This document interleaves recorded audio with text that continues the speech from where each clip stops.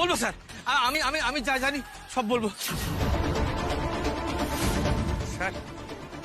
Sir আমি এইসব কাজ করেছি একজনের জন্য।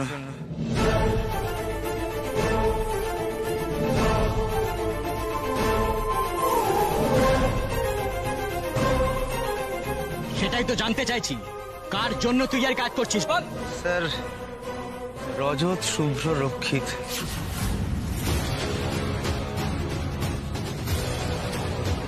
মানে বড়বাবুর জন্য।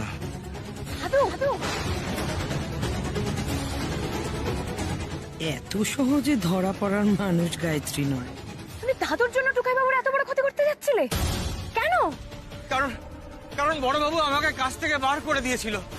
তখন আমার কাছে টাকা পয়সা একদম ছিল না। কি করে যে আমি দিন কাটিয়েছি সেটা একমাত্র আমিই জানি। এই যা করেছি, যা যা করছি এখনো, সবকিছু আমার রাগ থেকে করছি। উনি এবারেও বেঁচে গেল? আচ্ছা তুমি কি পাগল? আমাদের স্বামী স্ত্রীর মধ্যে ঝগড়া হয়েছে বলে তার জন্য আমি কেয়ার করবো না? কি ভাবো বলো তো তুমি?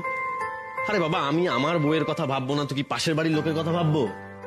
আশ্চর্য, কোথায় যে থাকছে তোমার বুদ্ধিগুলো দিন দিন, আমি তো কিছু বুঝতে পারছি। আচ্ছা ঠিক আছে না টুকাই, আর এত রাগ করতে হবে না। এতদিন পর তুই একটু ভালো ভালো কথা বলছিস, তা তুই বোকা বোকা বলবি? তুই জানিস কতদিন আমি তোর মুখে হাসিটা দেখিনি বলতো? আমারও তো কষ্ট। আর এরকম ভাবে রাগ করবে না তো আমারও ভালো লাগে না সবসময়। আমি এরকম ভাবেই কথা বলবো, মানে তুমি যদি এরকম কাণ্ড কারখানা করো না, তাহলে আমি এরকম গম্ভীর হয়েই থাকবো আর এরকম রেগে রেগেই কথা বলবো। আচ্ছা ঠিক আছে, আমি বুঝে গেছি। তো শোনো না, বলছি তুমি না আমাকে আর এরকম হার্ট অ্যাটাকটা দিও না, বুঝলে তো? আরে বাবা, তোমার জন্য তো আমার চিন্তা হয় নাকি? বললাম তো হবে না, আর আমারও তো চিন্তা হয়। তোমার আবার কিসের চিন্তা? পারে আমার চিন্তা হবে না? আমার তোমাকে নিয়ে মেলা চিন্তা। এই তুমি কি করছো, কোথায় যাচ্ছ, কিরকম প্যাসেঞ্জার পেলে সারাদিনে, কিছু খেয়েছো কিনা, দুপুরবেলা কখন খেতে আসবে, আর এমন কি আছে যেটা তোমাকে কষ্ট দেয়? তখন না জানতে পারি আমারও তো চিন্তা হয়, তাই না? প্লিজ, আমি তোমাকে প্রমিস করছি আমি আজকের পর আর কোনোদিন তোমার কাছে জানতে চাইবো না। তো আজকে আমাকে অন্তত বলো। আর সেই একই কথা। এই যখনই ভাবি একটু শান্তিতে থাকবো, তুমি চাও না? চলো বাদ দাও আমাকে। টুকাই বাবু প্লিজ এরকম করো না। দেখো টুকাই বাবু, আমিও তো তোমাকে আমার অনেক কথা বলেছি, অনেক কথা শেয়ার করেছি, এমন অনেক ঘটনা বলেছি যেগুলোর বেশিরভাগটাই হয় লজ্জার, না ফেলিয়ারের, না যন্ত্রণার।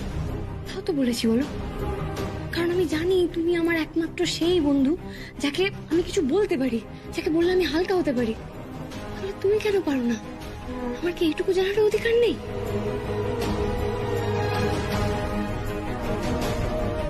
না তুমি আসলে কি আসলে?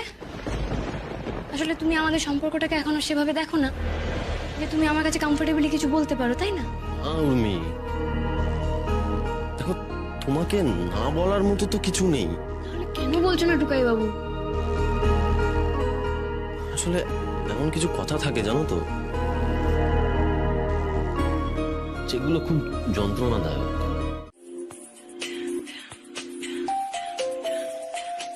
নন্দিনী ফোন। তখন ওভাবে ওর বাড়ি থেকে পালিয়ে এলাম, কি ভাবলো কে জানে।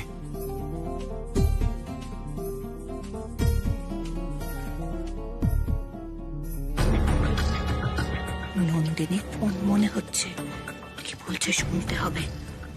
দুলের কথা বলছে কিনা। সত্যি দাদা কিন্তু এবার খুব বাড়াবাড়ি করছে, মনে হচ্ছে যেন আমাদেরই জেলে করে দেবে।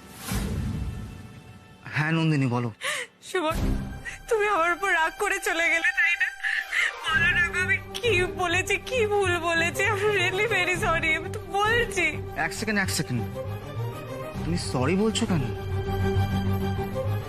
আমি জানি যে আমি নিশ্চয়ই কোনো কিছু ভুল বলেছি, তার জন্য তুমি আমার উপর রাগ করে চলে গেলে। আমি ক্ষমা চেয়ে নিচ্ছি, প্লিজ আমায় ক্ষমা করে দাও। ওই দেখো বোকামে কাঁদছো কেন? প্লিজ তুমি কেঁদো না নন্দিনী। সুমন, আমি জানি যে আমারই কোনো কিছু ভুল হয়েছে, তাই জন্য তুমি এইভাবে চলে গেলে, নাহলে তো তুমি এইভাবে চলে যাওয়ার মানুষ না। বলো না কি করেছি আমি, কি ভুল করেছি, ক্ষমা করে দাও না প্লিজ। ওই দেখো বেচারি মেয়েটা বিনা কোনো দোষে খাচ্ছে। হচ্ছে কিছু বুঝতে পারছি না। বিশ্বাস হচ্ছে আবার হচ্ছেও না। নন্দিনীর সঙ্গে কথা বলার পর না মাথাটা আরো ঘেটে আছে। কি যে করি। এই দাদা, এনে খাবারটা। রেখে দে।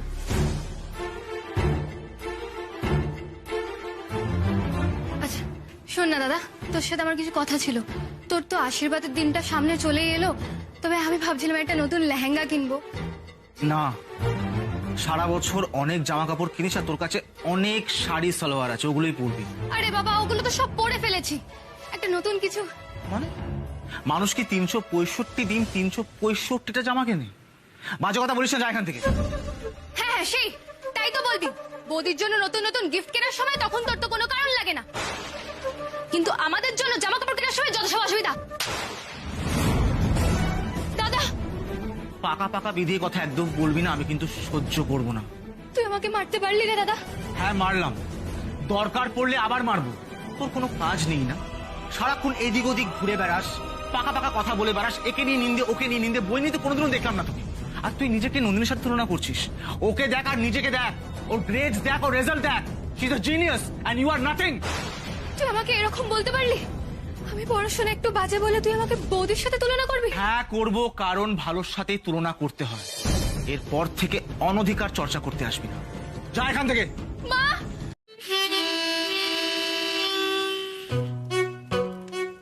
বুঝতে পারছো? হ্যাঁ শোনো, প্র্যাকটিস কিন্তু এভরিডে করতে হবে, আদারওয়াইজ খুব প্রবলেম হয়ে যাবে। সরি স্যার, আমার একটু আসতে লেট হয়ে গেল। আসলে একটা প্যাসেঞ্জার অনেকটা দূরে যেতে চাইলো, আর ওনাকে ছেড়ে ফেরার পথে রাস্তায় একটু যানজট ছিল। তারপর তা এত সমস্যা যখন, তাহলে না এলেই তো পারতে। স্যার এইটা কি বলছেন স্যার? আমি তো তুমি তো তোমার জন্য আবার প্রথম থেকে শুরু করতে হবে আমাকে। শোনো, এত সময় আমার নেই, সরি। সরি স্যার, এরকম আর হবে না। আমি এরপর থেকে আমি ঠিক সময় আসবো। দাঁড়াও, তোমাকে আমি একটা বই কিনতে বলেছিলাম, কিনেছো?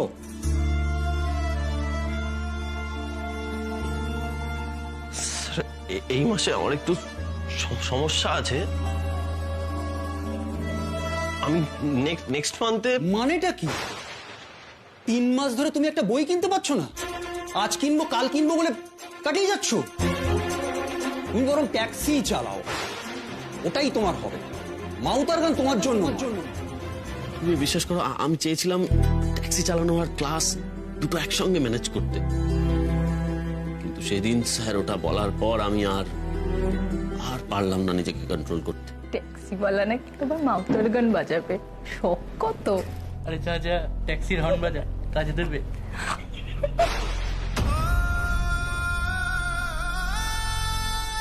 আর তারপর থেকেই আমি প্রতিজ্ঞা করি যে ওই মাউতর গান আমি আর ধরবো না।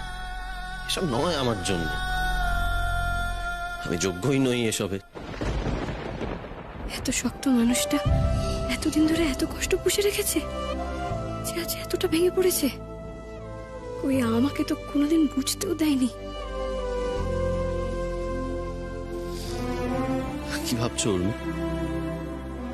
নিশ্চয়ই আমাকে অনেক ছোট মানুষ ভাবছো। ভাবছো তো আমি একজন হেরে যাওয়া মানুষ। তুমি নিশ্চয়ই আমাকে আর আগের মতো রেসপেক্ট করবে না। তুমি সব কি বলছো টুকাই বাবু? এই কথাগুলো শুনে আমি তোমাকে রেসপেক্ট করবো না? কেন করছো অরুণ? করার তো কথা নয়। আমি তোমাকে বারবার বলি যে তুমি নিজের উপর বিশ্বাস রাখো, নিজের উপর কনফিডেন্স রাখো। কখনো হেরে গিয়েও হারটাকে মেনে নিও না, ফাইট করে যাও।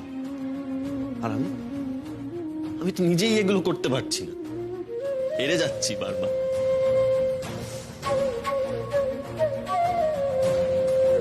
আমি চিরকালই একজন হেরে যাওয়া মানুষ ছিলাম উর্মি, নাহলে তো আমি আমার ওই ভালোবাসার জিনিসটাকে ধরে রাখতে পারতাম। আমার কোনো যোগ্যতাই নেই, কোনো যোগ্যতা নেই তোমাকে এত বড় বড় কথা বলার। কি বলছো তুমি টুকাই বাবু? তোমার যোগ্যতা নেই তো কার যোগ্যতা আছে? আমি ঠিকই বলছি উর্মি, তুই যাই বলো না কেন, আমার কোনো যোগ্যতা নেই। আমি বিগ জিরো। কি বলছো? করছো বলো তো তুমি? হ্যাঁ, তোমার সাথে আমার দেখা হওয়ার পর থেকে তুমি আমাকে কত কিছু শিখিয়েছো বলো তো। আমাকে শিখিয়েছো টুকাই বাবু, তুমি তো শিখিয়েছো যে ইন্ডিপেন্ডেন্ট হতে, নিজের পায়ে দাঁড়াতে, কারোর উপরে ভরসা না করে থাকতে। সংসারের কথা ভেবে সংসারের জন্য তুমি রোদে পুড়ে কষ্ট করে ট্যাক্সি চালিয়েছো। আজ তোমার নিজের নামে একটা ক্যাব কোম্পানি আছে টুকাই বাবু। এটা কজনের থাকে গো? তোমার এই লড়াইটা না সবার কাছে একটা ইন্সপিরেশন, আমার কাছে ইন্সপিরেশন। তুমি ভাবলে কি করে আমি আমার ইন্সপিরেশনকে ঘেন্না করব? আমি তোকে রেসপেক্ট করব না? সে তুমি যাই বলো উনি, টুকাই বাবু, তুমি আমাকে বলতে দাও। আমার অন্যায় হয়ে গেছে তোমাকে জোর করে। যদি জানতাম মাউথ অর্গান নিয়ে তোমার মধ্যে এরকম একটা ট্রমা আছে, আমি কখনো তোমাকে জিজ্ঞেস করতাম না, বিশ্বাস করো। I was so insensitive. পারলে তুমি আমাকে ক্ষমা করে দিও টুকাই বাবু। I am really very sorry. এই উনি, এটা তুমি কি বলছো? না না, সরি তো আমার তোমাকে বলা উচিত। দেখো, এই ঘটনাটা অনেক আগেই আমার তোমাকে বলা উচিত ছিল, তাহলে তো আমাদের মধ্যে এই ঝগড়াটা হতো না, তাই না? আমার ভুল হয়ে গেছে। আর আমি তোমাকে বলবো না তো কাকে বলবো? তবে এই কথাটা আমি তোমাকে আগে কেন বলিনি জানো? কেন? তার কারণ আমার নিজের প্রতি চাপা রাগ আর অভিমানটা এই ঘটনাটাকে চেপে রাখতে চেয়েছিল। নিজের ফেলিয়ারের কথাটা না আমি কখনো কাউকে লজ্জাতে বলতেই পারিনি। I am sorry. তুমি প্লিজ আমাকে ক্ষমা করে দাও। এই কথাটা আমার তোমাকে অনেক আগেই বলা উচিত ছিল, তবে আমি আর কোনোদিন তোমার কাছ থেকে কোনো কথা লুকোবো না, বিশ্বাস করো, কোনোদিনও না।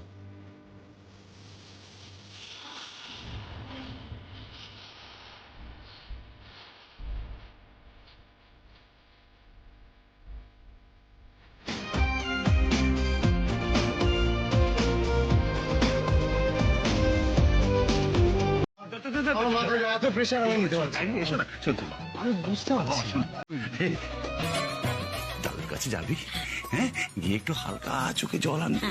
তোর মা তো রোজই আনে, তুইও আনবি, এনে বলবি দাদু গো, আমি চরম ভুল করে ফেলেছি, এই ভুল আমি আর জীবনে করবো না। দেখো দাদু, মানুষ মাত্রই তো ভুল হয়, আমিও করে ফেলেছি। এই ভুল থেকে আমি শিক্ষা নিয়েছি যে আজ থেকে আমি জল ছাড়া অন্য কোনো তরলের দিকে আর তাকাবোই না। জল খাবো না? হ্যাঁ, জল খাবো না? হ্যাঁ, তুই কাল থেকে জল খাওয়া বন্ধ করে দিবি। কাল না, আজ থেকেই জল খাওয়া বন্ধ, জল সবকিছু বন্ধ। তুই শুধু বলবি দাদু আমি আজ থেকে সাত্ত্বিক জীবনযাপন করবো, শুধু কাজ কাজ আর কাজ, আমি কোনো দিকে তাকাবো না। কোনো বন্ধু বান্ধব নেই, কোনো পার্টি নেই, কিচ্ছু নেই, শুধু কাজ। দাদু আই প্রমিস। ভালো, কিন্তু দাদুকে কি বলবো?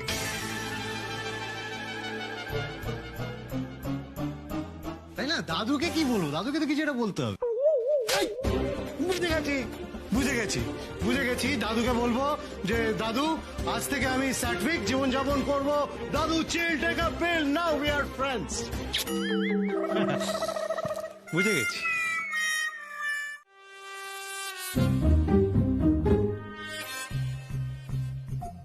ম্যাম, আপনার মার্কস তো খুবই কম আছে, মানে আমাদের ক্রাইটেরিয়ার ধারে কাছে। আসলে কি হয়েছে বলুন তো, আমি না ল পড়ার সাথে সাথে ফ্যাশন ডিজাইনিং নিয়েও পড়েছিলাম, তো একটুখানি এরকম এই গন্ডগোল হয়ে গেছে। মানে বুঝলাম না। কি হয়েছে, আমার নাম্বারটা দুভাগে ভাগ হয়ে গেছে, মানে আমি ফ্যাশন ডিজাইনিং এ একটু বেশি পেয়েছি আর লতে একটু কম। কিন্তু ম্যাম, এই কথা তো কেউ শুনবে না। আপনি আমাকে একটা চান্স দিন না, আমি সবার সাথে কথা বলে ঠিক ম্যানেজ করে নেবো। ম্যাম, আমাদের কোম্পানির তো একটা রুলস আছে, আর আপনি এই জবের জন্য এলিজিবল নন।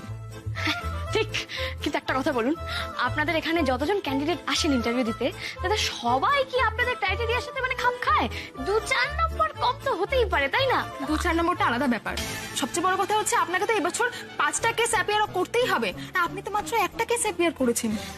আপনি পজিটিভ সাইডটা ভেবে দেখুন।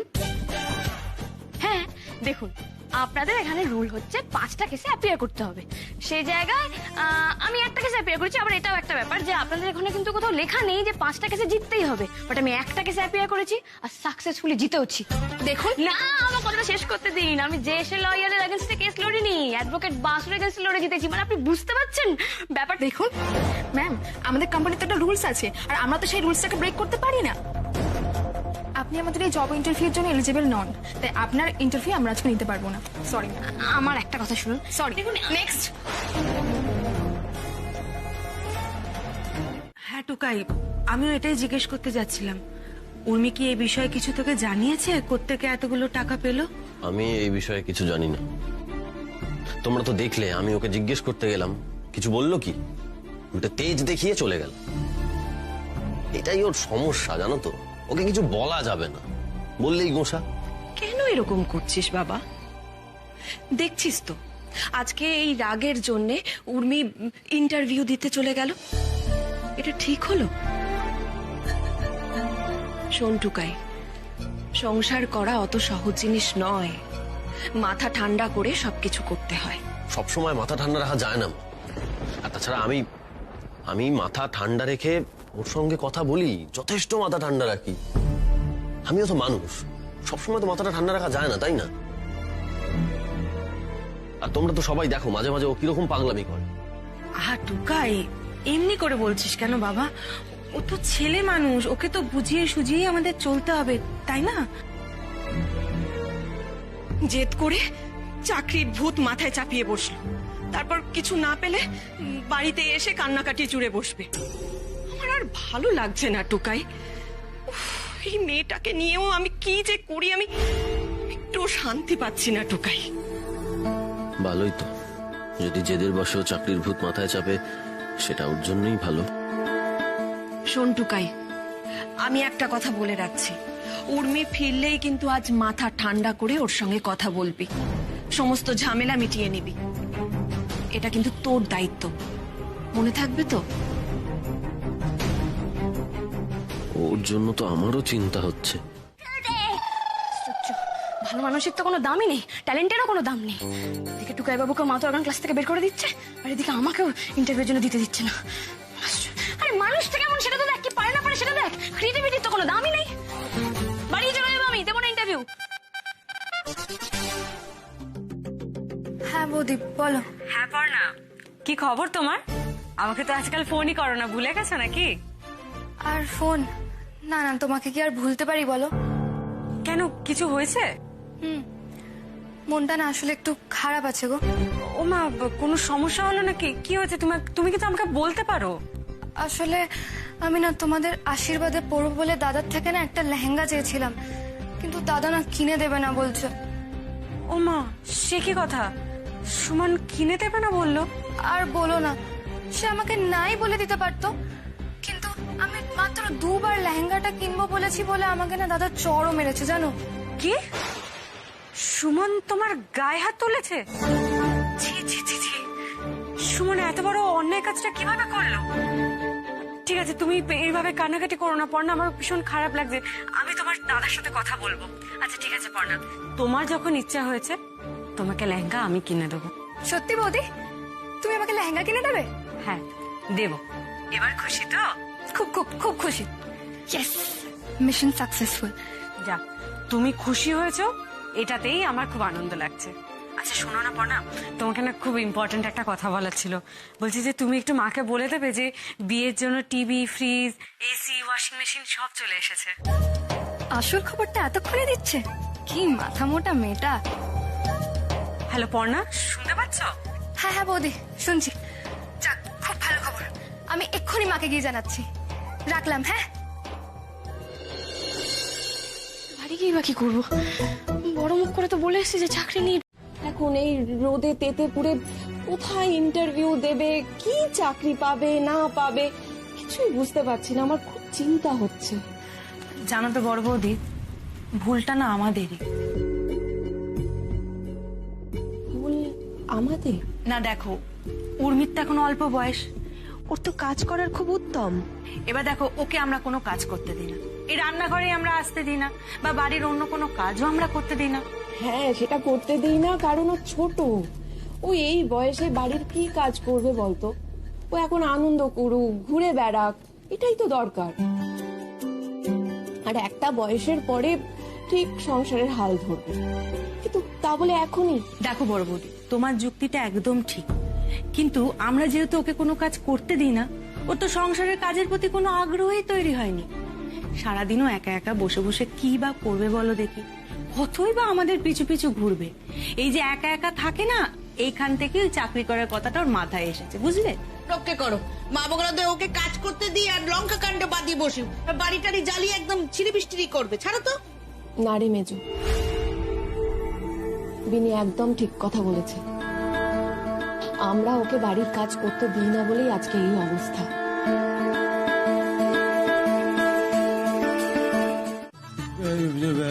মানে মানে ফাঁসির আসামি যারা হয় তারাও তো একটা শেষ সুযোগ পায় নিজেদের শেষ ইচ্ছে পূরণের। তাহলে কি আমি পাবো না দাদু একটা সুযোগ? হীরক, বাবা কি এরপরেও মানবে? এত যে শেখালাম সব তো জলে চলে যাবে গো। দাঁড়াও দেখি না কি বলে। বেশ, সুযোগ যখন চাইছো তখন পাবে, তবে মনে রেখো এটাই তোমার শেষ সুযোগ। এরপর যদি কোনো ভুল হয় তাহলে জীবনের মতন সব সুযোগ হারাবে তুমি। না না, কি বলছো দাদু? এরপর আর কোনো ভুল হবে না, এরপর সব মুখস্থ। তুমি তুমি যা বললে দাদু, এরপর আমি সব মাথায় নিয়ে নিয়েছি, কিচ্ছু বলবো না। তুমি বলো দাদু। শোনো, আমি তোমাকে 3টে কাজ দেব। আমি দেখবো তুমি এই 3টে কাজ কিভাবে করো, তার উপর নির্ভর করে আমি সিদ্ধান্ত নেব তুমি কোম্পানির এমডি হবে কি না। হ্যাঁ, ওটা কোনো ব্যাপার হলো নাকি? শোনো দাদু, তুমি আমাকে একটা সুযোগ দিয়েছো, একটা শেষ সুযোগ দিয়েছো নিজেকে প্রমাণ করার। এর থেকে বড় আর কি চাই বলো? বলো বলো, তুমি যা কাজ বলবে আমি সব করব, বলো। না না, আমি কেন দেখা করতে আসবো? আমি ইন্সপেক্টরের কাছ থেকে একটু খোঁজ নিতে এসেছিলাম যে ক্রিমিনালটা কিছু বললো কি বললো না।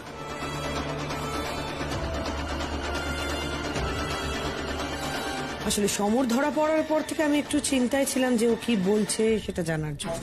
হ্যাঁ, আমিও খুব চিন্তায় আছি।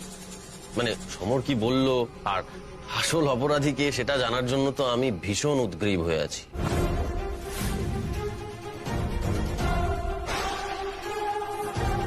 আসল অপরাধীটা কে, মানে এর পেছনে কে আছে সেটা তো জানতে হবে, তাই না?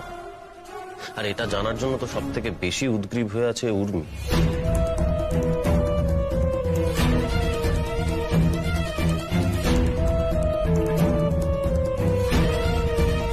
তবে চিন্তা করবেন না মামুনি, আসল অপরাধী কে সেটা খুব তাড়াতাড়ি আমরা জানতে পারবো।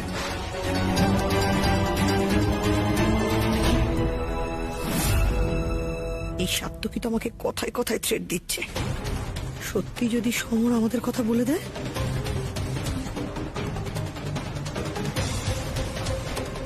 মামুনি, আসি। হ্যাঁ হ্যাঁ, আমি দেখলাম ফাইলটা, এমনি ঠিক আছে, 2-1টা কালেকশন আছে, সেটা আমি কালকে জানিয়ে দেবো।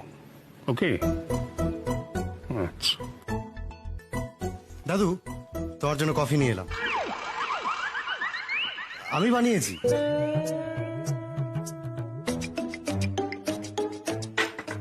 যা বাবা, দাদু তো কিছুই বলছে না। মা বাবা ওদিকে বলে গেছে আজকের মধ্যে দাদু যা কাজ দেবে সব করে ফেলতে, কিন্তু দাদু তো পাত্তাই দিচ্ছে না দেখছি। কি হলো, বসে পড়লে যে? কি দরকার? দাদু দাদু তোমার সঙ্গে আমার খুব জরুরি একটা কথা আছে। কি কথা? দাদু, তুমি আমাকে বললে না যে ক্ষমা করে দেবে ওই 3টে কাজ করতে পারলে। আমি ক্ষমা পাওয়ার জন্য মুখিয়ে আছি দাদু। তুমি আমাকে বলো 3টে কাজ কি কি, আমি পাট করে দেবো। বলবো, সময় হলেই বলবো। আচ্ছা ঠিক আছে, তাহলে তুমি কতক্ষণে মোটামুটি বলবে বলো, আমি একটা অ্যালার্ম দিই। একটু ধৈর্য রাখো, এটা তোমার সবচেয়ে আগে দরকার। আচ্ছা ঠিক আছে তুমি বলো না, আমি অ্যালার্মটা তাও। ধৈর্য না রাখলে কোম্পানি চালাবে কি করে? বলবো তোমাকে কি কাজ, প্রথম কাজটা করতে পারলে তবেই পরের কাজটা বলবো। ওরে বাবা, এত সাসপেন্স! এ তো পুরো রিয়ালিটি শো।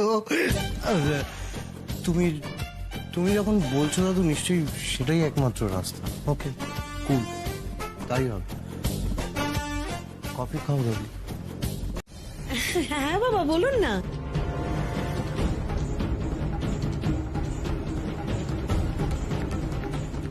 বাবা তুমি কিছু বলবে? এত রাত হয়ে গেল, তুমি ঘুমাওনি? হ্যাঁ, একটা ইম্পর্টেন্ট সিদ্ধান্ত নেওয়ার ছিল, সেটা ভাবতে ভাবতে একটু দেরি হয়ে গেল। হ্যাঁ হ্যাঁ, বলুন না বাবা, আপনি যা বলবেন আমরা মাথা পেতে নেব। না, এখন বলবো না, সেটা আমি কাল বলবো। কাল আমি বাড়ির সবার সঙ্গে একটা মিটিং করতে চাই, একটা ইম্পর্টেন্ট কথা বলার আছে, সেটা জানাবার জন্য এলাম। আমি চাই সবাই যেন থাকে সেই সময়। হ্যাঁ বাবা, থাকবো না কেন? তুমি ডাকবে আর আমরা থাকবো না, হয় নাকি? না মানে আমি বলছিলাম, কত সকালে তো সবাই ঘুম থেকে ওঠে না। ঠিক আছে, অসুবিধা নেই, সবাই থাকবো। আর কি বিকি থাকবো তো?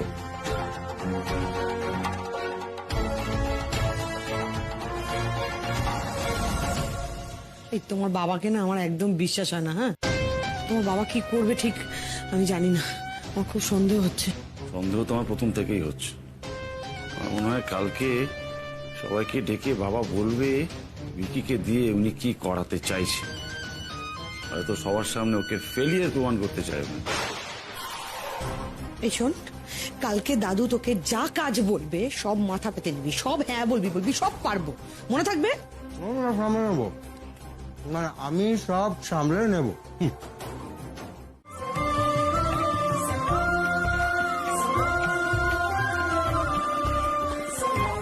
তুমি মাউথ অর্গান ক্লাসে ফর্ম ফিল আপ করেছো? মানে তুমি সত্যি সত্যি মাউথ অর্গান আবার শিখতে চাও? হ্যাঁ, আমি আবার মাউথ অর্গান ক্লাসে ভর্তি হব। আমি কেন এরকম সিদ্ধান্ত নিলাম জিজ্ঞেস করবে না? কেন? কারণ তুমি আমাকে ইন্সপায়ার্ড করেছো আজকে। দেখো, তুমি যদি তোমার এত ইনসিকিউরিটি, এত ভয়কে দূরে সরিয়ে রেখে যদি বাইরে বেরিয়ে একটা চাকরির জোগাড় করতে পারো, তাহলে আমি এটুকু করতে পারবো না? আমি তোমাকে দেখে আজকে সাহস পেলাম উর্মি। আমি তোমাকে ইন্সপায়ার করেছি টুকাই বাবু? আমি? হ্যাঁ উর্মি, তুমি।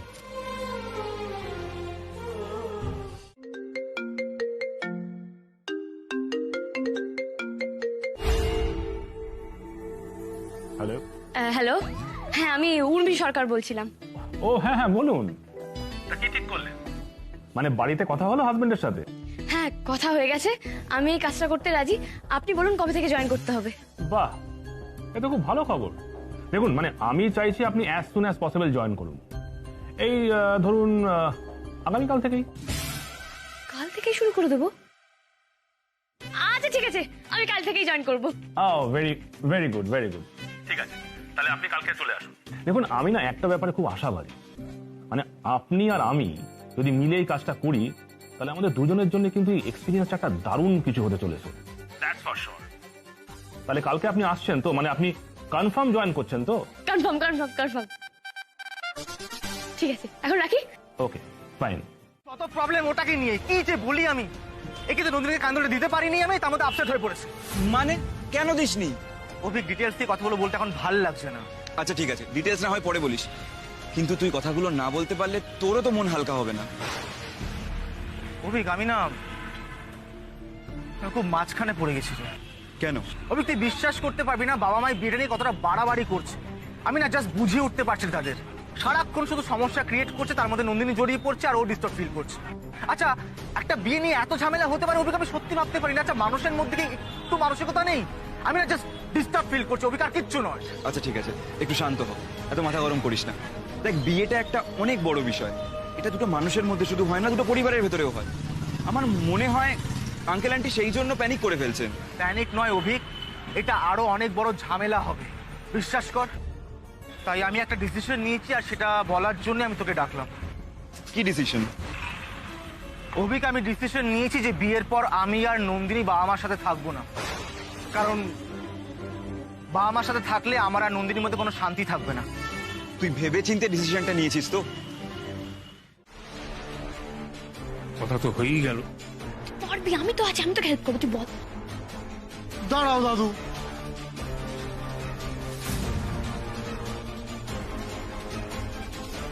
আমি করব।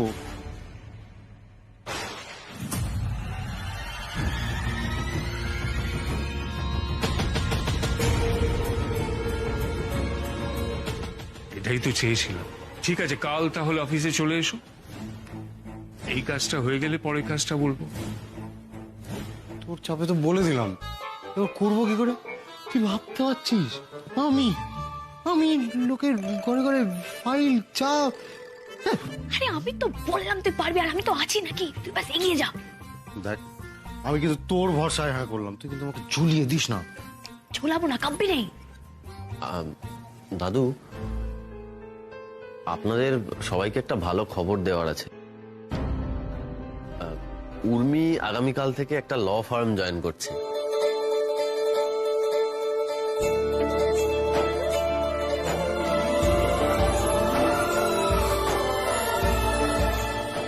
তাই? আরে এই তো দারুণ খবর। কনগ্রাচুলেশন দিদি ভাই। থ্যাংক ইউ দাদু। জানতাম দিদি ভাই তুমি যে একদিন নিজের পায়ে দাঁড়াবে এটা আমি জানতাম। আজ আমার একটা গর্বের দিন। এই পরীক্ষা তো শুধু ভিকির নয়, তোমাদেরও দাদু ভাই।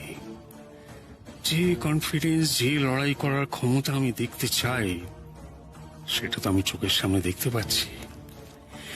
এইবার প্রমাণ হয়ে যাবে যে এই বিজনেস, এই সবকিছু সামলাবার যোগ্যতা আসলে কাদের আছে।